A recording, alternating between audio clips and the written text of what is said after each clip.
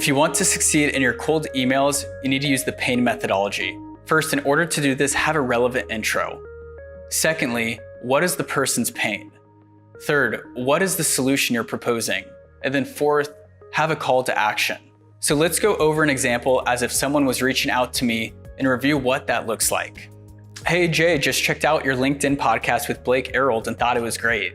Look, that was a relevant intro, shows they watched my stuff, builds credibility. Then they go on.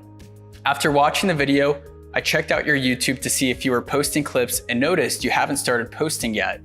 With all the high quality content you've been putting out, I'm surprised you haven't converted these videos into small clips to capture more traffic to a larger audience.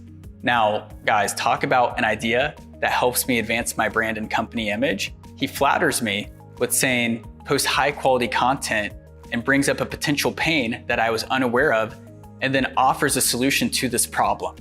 And then he goes on. Now, if you're interested, my company helps sales podcasters like yourself create high traffic YouTube channels by converting your content into high quality clips. And we handle everything in-house, which makes everything simple for you. Here are a few of our clients for you to check out.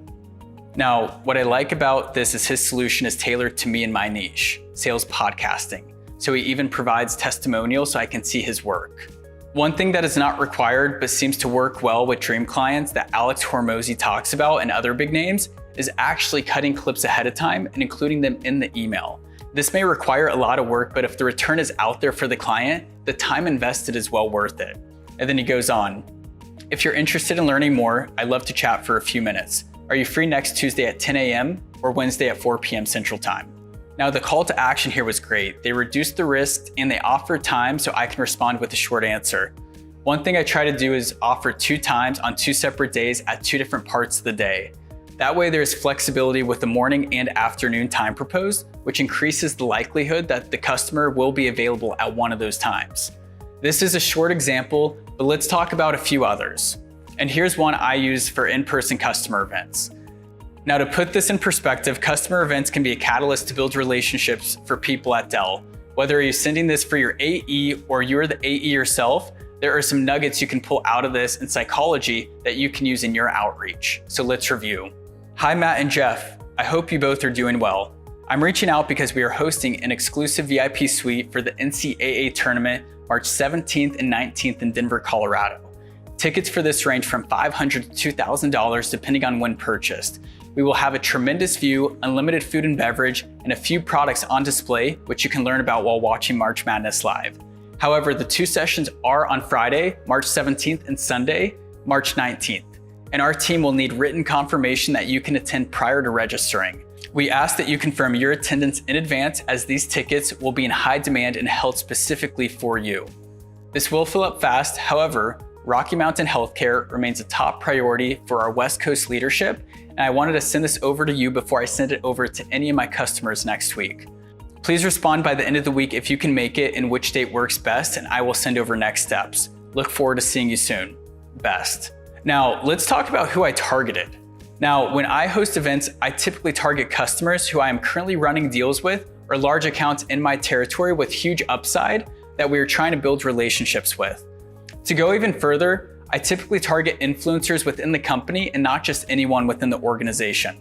To provide value, I make them feel special by stating how we are hosting an exclusive VIP event and providing a dollar amount for what the tickets are worth. This tends to show people that this is an important event and not something that was put together sporadically. After explaining the value, I ask them to confirm their attendance. One of the biggest mistakes I see with events is people attaching the registration link in the initial email. In my experience, this creates a situation where a lot of people sign up but don't necessarily show up.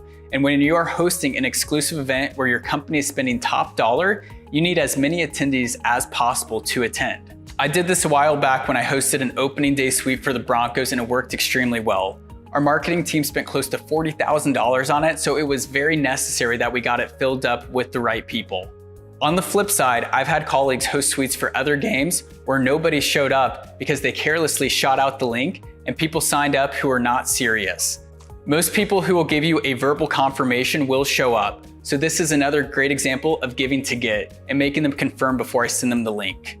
Now lastly, I make them feel special and mention how these tickets will be in demand, but their company remains a top priority for our leadership. Meaning it's not just me, but our whole leadership team has eyes on them and is looking forward to partnering together on future initiatives. And last but not least, I drive urgency and make them feel special by inviting them a week before I invite the rest of my customers who might be eligible for this event. For this next one, let's talk about a funny email that almost always gets a response on deals that are delayed and you can't seem to get a response. Hi blank, I know I've reached out a number of times in regards to your off-network backup project with Dell. As I realized there is a very fine line between stalking someone and being persistent. So I wanted to be sure none of the following were true. We have done something to offend you. The project has been put on hold indefinitely and you wish we would leave you alone. You placed an order with another company and just didn't feel comfortable telling us. Or lastly, you would love to be able to talk to me to place an order, but you are stuck under a large heavy object and wish that someone would find you. I would love a response back even if the news is bleak for me. I would consider it a personal favor if you would respond and let me know what next steps I should take. P.S. If it is number 4, reply and I will send help. Let's face it, in sales, our tech champions have competing priorities and you may get pushed to the side for a bit, but don't let that discourage you from being pleasantly persistent and letting your quirky personality shine. Now that you've seen some cold emails in the real world, I want you to try sending out some cold emails yourself and spice up your outreach to get replies.